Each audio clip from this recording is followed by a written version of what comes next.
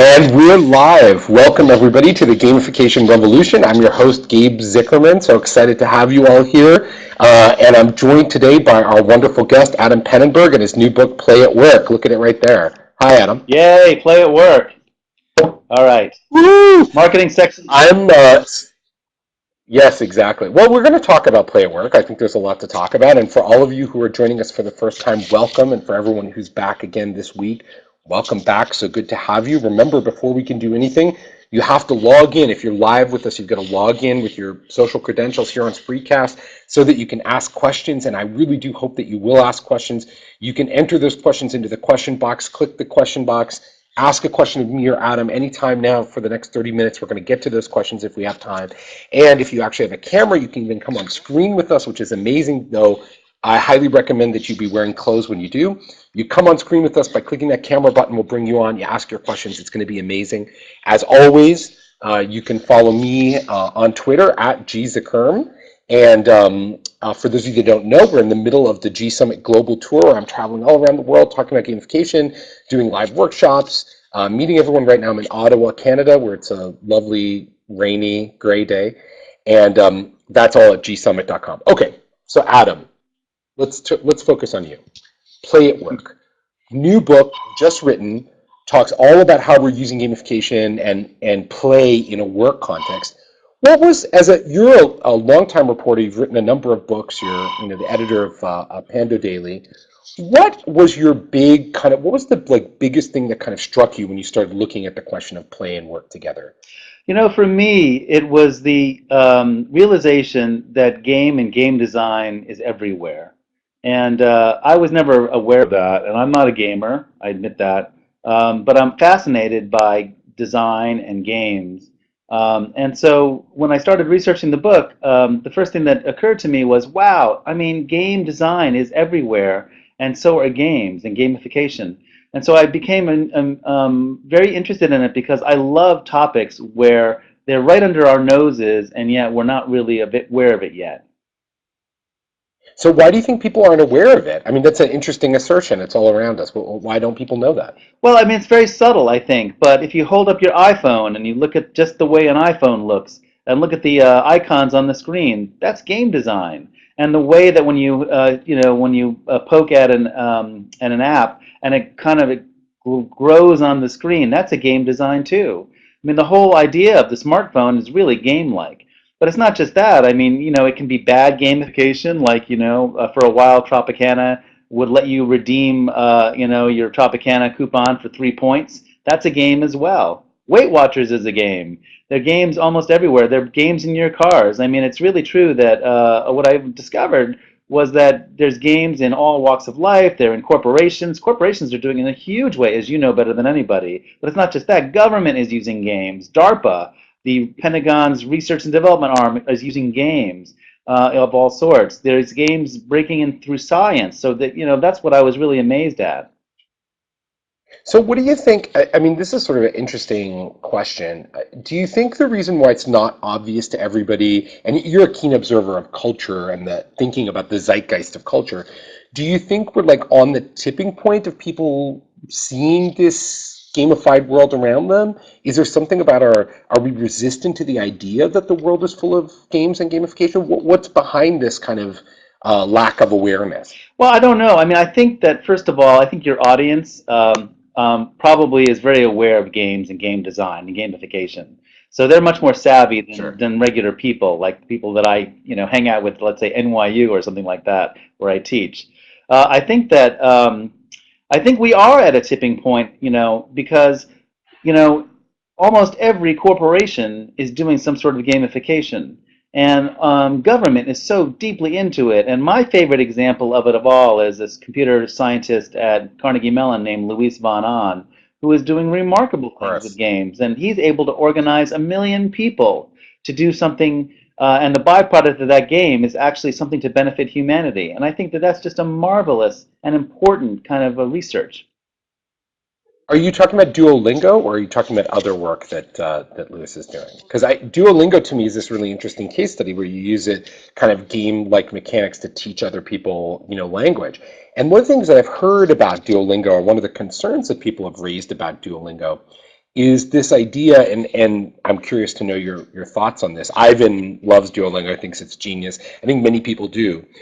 There's sometimes though where an argument's been made about Duolingo that the gamified elements of Duolingo are out of sync with the actual sort of curriculum elements. So it's not as good at actually teaching you language as it is as getting you engaged in the process of learning language.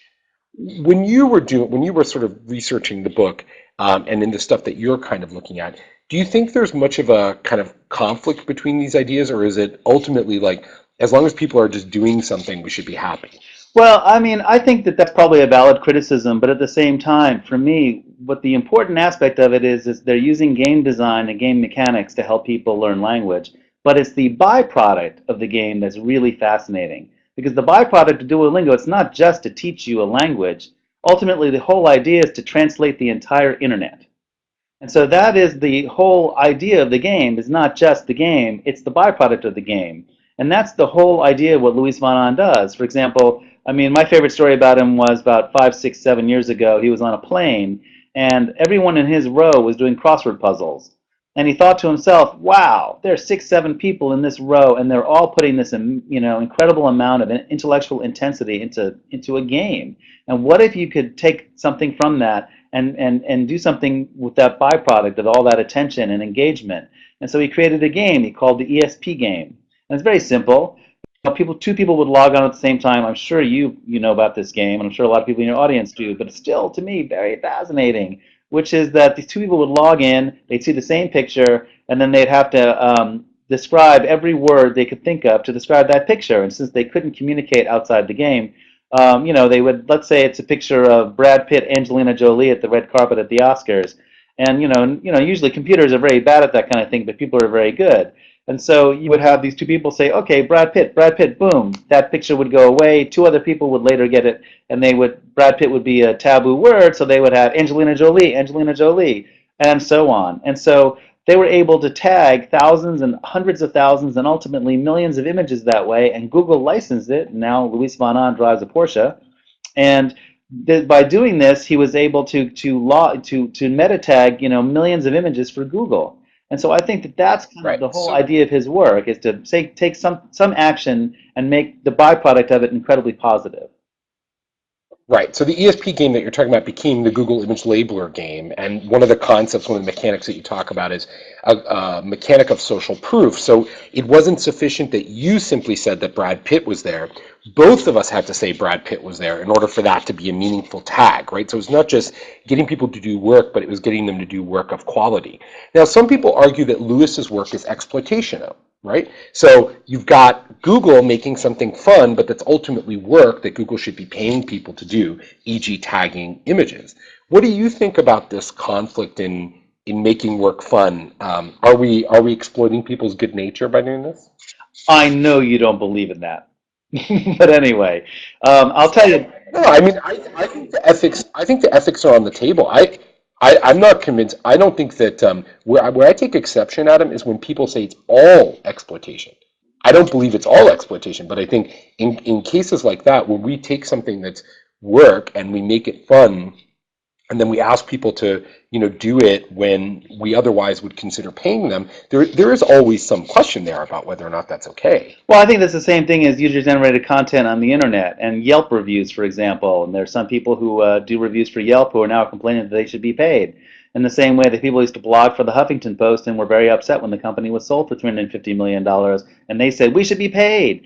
But they entered into that social contract, that social construct of doing it free and getting something out of it, otherwise they wouldn't have done it. So I don't really think it's exploitative. I think it's exploitative if you promise one thing and then you take, and you force them to do it. But I think when people go in and they know that this is going to be used for a certain purpose, I don't see how it's exploitative.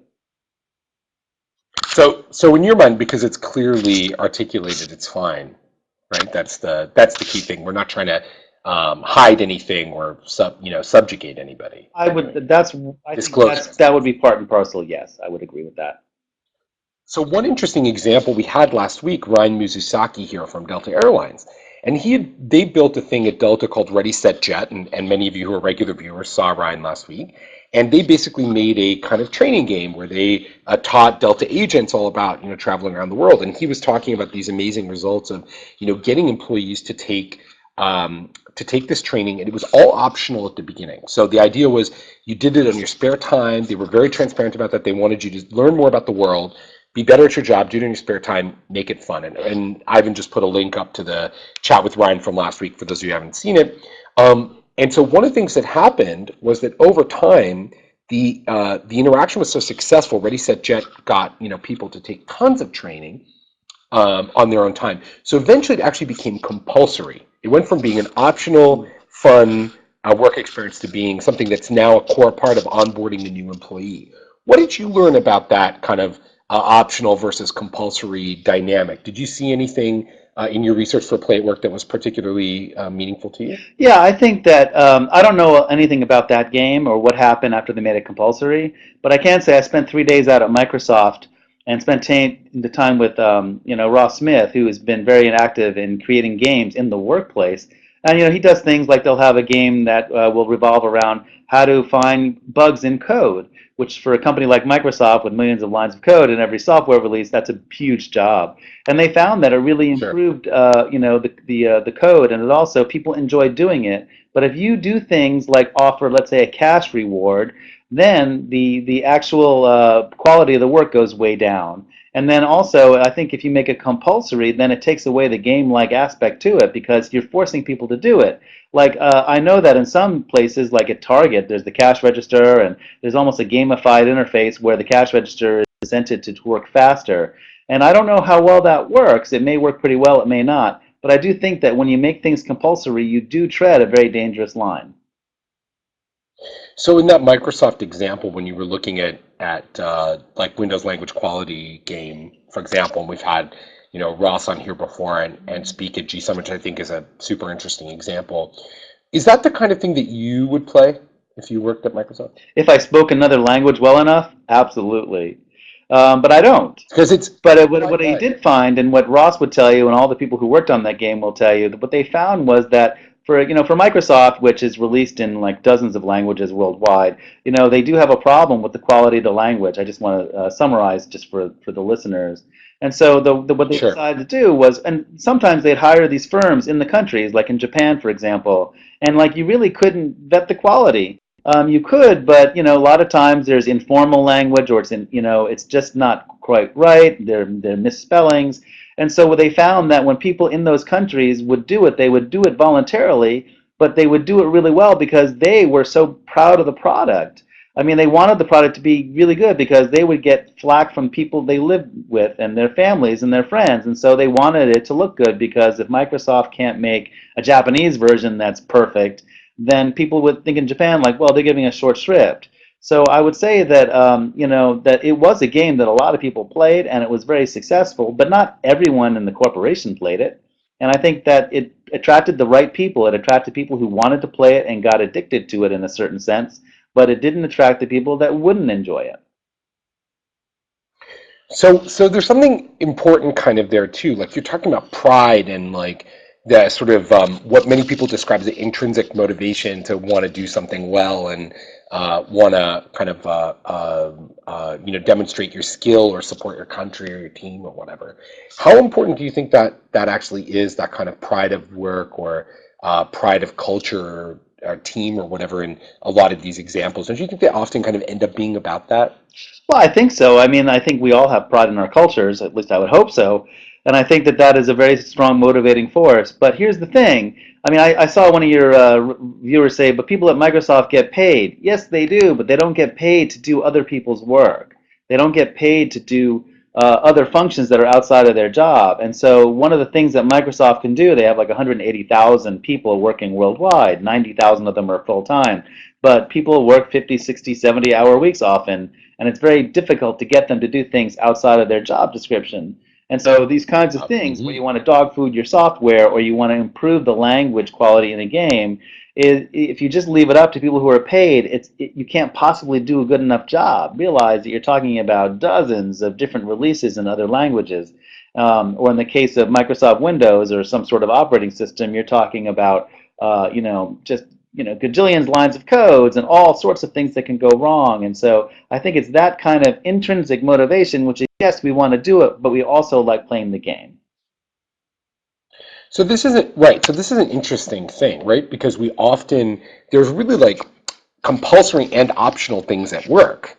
And a lot of a company's success or failure is actually really about engaging people in that optional time, isn't it? So is that part of the reason why do you think employers are so attracted to these ideas of play, games, and gamification? What did you find as the kind of motivator behind it? Well, I think in some cases it's about incenting people to do things outside their work hours or outside of their duties is one thing. I mean, SAP, for example, over in Europe, they have a game which incents people to share rides to go to work, so it's better for the environment.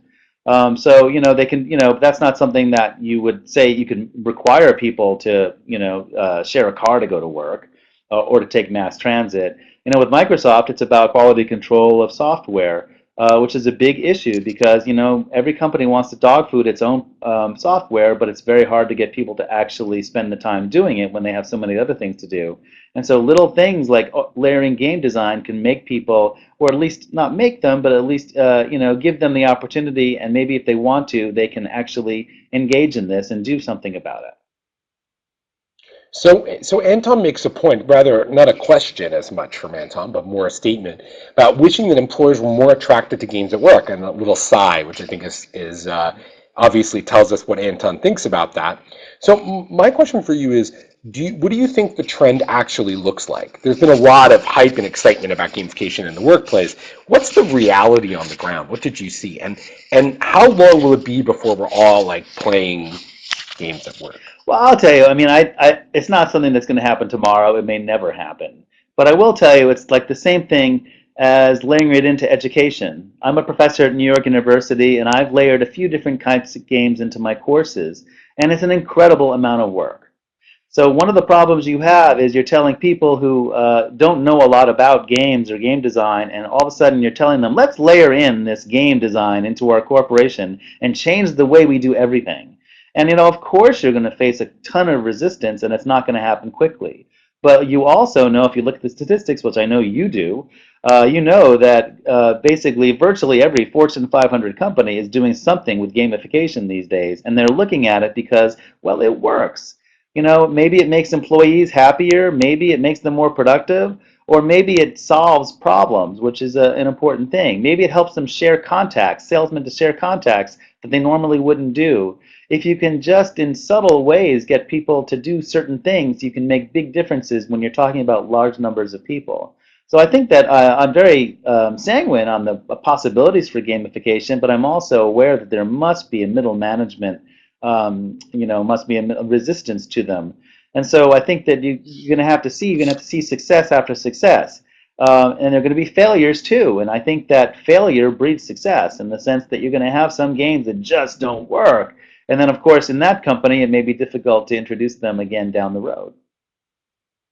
Yeah, so it's kind of interesting because Sasha makes the point that this opinion about games and work don't go together, and your point that stats and success stories and also failures are going to help kind of change people's mind. Do you sometimes, though, as you're kind of looking and seeing these examples, obviously it's self-reinforcing prophecy in a way, if we're talking to people who've done it and who are successful with it, and I spend a lot of my time, obviously, talking to people who are interested in it rather than the people who are strictly speaking, dismissive of it. Do you think that that attitude is changing over time? And if so, is it really being led by this kind of drive to engage millennials, as I've often said, or do you think is it really like older folks looking for productivity gains that are driving this? What's driving it? I think that there are lots of different motivations. I think often, and I'm kind of a cynic, but I think that from a company's perspective, if they're thinking about layering in gamification, it's because there's money in it for them. And I think part of it, and a part of the problem might be that they want to wring every ounce of productivity out of us. And if it means gamifying the workplace a little bit, they would do that. If it's cost effective, if they get a return on investment on it, they will do it. Now, that's not always good. I mean, I know about you. I know how incredibly busy you are. I know how incredibly busy probably most of your audience is. And so it seems to me that it's pretty hard to wring much more productivity out of most of us.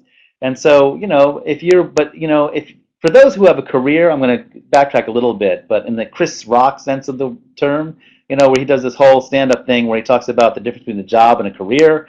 And if you're scraping shrimp off a plate in Red Lobster, that's a job. And the day goes so Right. slowly and you're pretty unhappy. But if you have a career, there are not enough hours in the day to get all the things done that you need to get done. And you're energized and you're excited about every project. And so I think part of the thing that they're trying to do is layer in this idea that even if you have a job, they will try to make a game-like structure around it to make it feel like more of a career and make you happier. And by doing that, they can cut down on attrition in the workplace, which is a huge problem for call centers, for example. And if they can make the job Sure. more enjoyable and maybe give you some sort of incentives, it will help your performance as well. Maybe it will increase the numbers of calls you can do in an hour. These little subtle game dynamics can actually do that, and I think that's what they're probably looking at. So it's sort of interesting. So Michael Finney, regular viewer of the show, participant in the show, talks about games potentially promoting passion at work and helping stoke the fires of passion, yielding more energy. One of the things that I think about that I think is a real structural challenge from the gamification of work, and I want to hear your kind of thoughts on this, which is that typically when people first go into a job, first go into their career, they're usually very engaged and passionate about it. And often there's a struggle to get there. It's going through school, getting through the interview process, getting that job you want, da da da. And over time, the system does a really good job of beating that passion out of people. Right? It's really like after doing a job for 10 or 12 years, it's like you go in, you've paid your dues, you do as little as you can, you get out, you take your vacations, blah, blah, blah. So are we on the cusp, do you think, of a kind of structural shift here where companies start to understand that and start thinking about ways of engaging that kind of more longer term player, let's call them, the employee who's been around for a long time, versus just kind of leaving them aside or expecting that they'll leave? Does gamification provide us with any template or path forward with those folks? Because it feels to me like a very underutilized asset in most businesses. Well, I mean, I think that you're probably right. And at the same time, I'm not sure that companies think in terms of specific types of people in their workforce. Like, oh, the person who's been here 12 years, we have to really think about how we can engage this subgroup of people. But I do think that overall, Mhm. they really do need to engage their employees because people work better when they like what they're doing. I mean, people always used to talk about like they're motivated by fear. I don't think that's true. I think people are mostly motivated because they really like what they're doing and they're really passionate about it. And they'll put as much time as it takes to get something done because they care. I mean, there's this old Mary Tyler Moore episode from many years ago, and as a kid I used to love the show, but it really stuck with me, where Mary is really depressed, and then she goes to work, and so Ted Baxter says to her, "I know what your problem is, Mary. You get up in the morning, you have a cup of coffee, brush your teeth, you get dressed, you drive to work, you come to the office, you do your work in the morning, you have lunch, you go do in the afternoon, you drive home, have some dinner, watch some TV, and go to bed. And what you really need to do is you need to get up in the morning, have that cup of coffee, brush your teeth, drive to the office, do your work in the morning, have lunch, have another day in the afternoon doing some work, drive home, have some dinner, watch some TV." It's all about attitude. And so I think that Right. kind of personifies the idea of gamification to me, which is that you can actually make the place more enjoyable in little ways. Why shouldn't we do that? And so if it engages people as a byproduct, that's fantastic. So you know what some people will say though when they listen to that allegory, the Mary Tyler Moore story, and to some extent it's a question about gamification. That is so American. That is such an American view of the world because you know what? Like in Europe, people go to work because that's their job and they do it just to do their work and that's enough, right? Japanese people do it because they're committed to their company. I'm generalizing, right? But they're committed to their company. It's just Americans that have this crazy idea that everyone should be so engaged and passionate about every little detail and that's just like American crap. Do you agree? No, I don't. I don't agree. And but I also point out that the U.S. has the most productive workforce in the world by far, and I think there's a reason for that. I don't. I mean, I can't say it's like the whole debate we have in education, which is like, oh, should we make education fun and engaging? I mean, people should sit down and memorize and do their homework and produce. But is that really realistic? Yes, that could be your prescription. It'd be like, too bad these kids today don't want to study and work. Too bad they don't do as well in math as other countries' students. But maybe it's the fault of the way we teach it. And so instead of putting the blame at the feet of the students themselves, maybe we should put the blame in the way that we do things. And so I know in education, I'm not saying dumb things down, but I am saying that you can actually make an engaging classroom by doing little things, by engaging them, by layering game-like elements, and I've seen it myself. And not only does their comprehension of the material go up, which I write about in the book, but also their understanding of the material, and even more so, they enjoy doing it. And that I think, Well, and that's I think a really important driver. yeah, I mean, this is an interesting question just to shift gears for a second. You've mentioned it before. Many people know you as a writer, but also, of course, you're a teacher and you teach at NYU, and you've been such an honor to have me come in and judge and talk to some of your students about entrepreneurship in your entrepreneurial journalism class that you've taught. And there, I noticed that you do a kind of very experiential sort of learning experience where these journalism students are actually expected to like kind of create a pitch for a company. I mean, that's something that journalism students generally are not really challenged to do, right? There's really kind of a game to this and an art to kind of creating that. What do you think about engagement in the classroom? What have you learned that's like most meaningful to getting students to be engaged in that kind of context? Well, one thing that I do is, like for example, although I teach graduate students, one of the most difficult thing to do is get students to go to the library. And so you would think that they would love going to the library, but nowadays, of course, everyone wants to just sit on their butt and Google everything. And they don't really see Hmm. the value of the library. So one thing I worked up with one of the research librarians at Bope's library was a library treasure hunt using your smartphone. And so what I've done is we created a treasure hunt where the first clue is you're given one clue at a time, and then that first clue will take you into the stacks. You have to find a book, so you actually have to do the learn how to find a book in the library. And we have 4 million volumes at NYU, so there are a lot of books. And then inside that book, we've secreted a note. And in that note, there's a barcode, and you scan the barcode, and it takes you to your next clue. And the next clue might be it takes you into the microfilm room. Now, none of these students have ever seen microfilm before, and there's some information on Sure. microfilm that is not available anywhere else, and they have to find this article inside the microfilm and then make a PDF out of it and text it or email it to the research librarian for their next clue. And the next clue might take them into the rare book room where there might be rare cookbooks from 2 centuries ago. And they have to take a picture of that book, of this specific book that we tell them to find. And then once they do, we give them the next clue, which might take them into the listening room to listen to a speech by Amelia Earhart and fill in the blank. Anyway, there are 10 questions, and they're very difficult, and it takes 3 hours to do, but by the end of it, every single student who's done it tells me, I love this. This is so fun. But I'd given that same questions just as 10 questions to answer during the course of a week, and they hated it. And it's exactly the same test in some senses, but we just gamified it on the edges using a smartphone and layering up. And they love it now. And they also retain the information. And so that, I think, is the real power of it. That's such an interesting example, but I think the question that some people might ask, and I hate to be that guy to ask it, why do you care to get them into a library? Why do I care? Because I think that, Yeah. if you're a graduate student or even an undergrad student in an academic institution, that you should know how to use the library.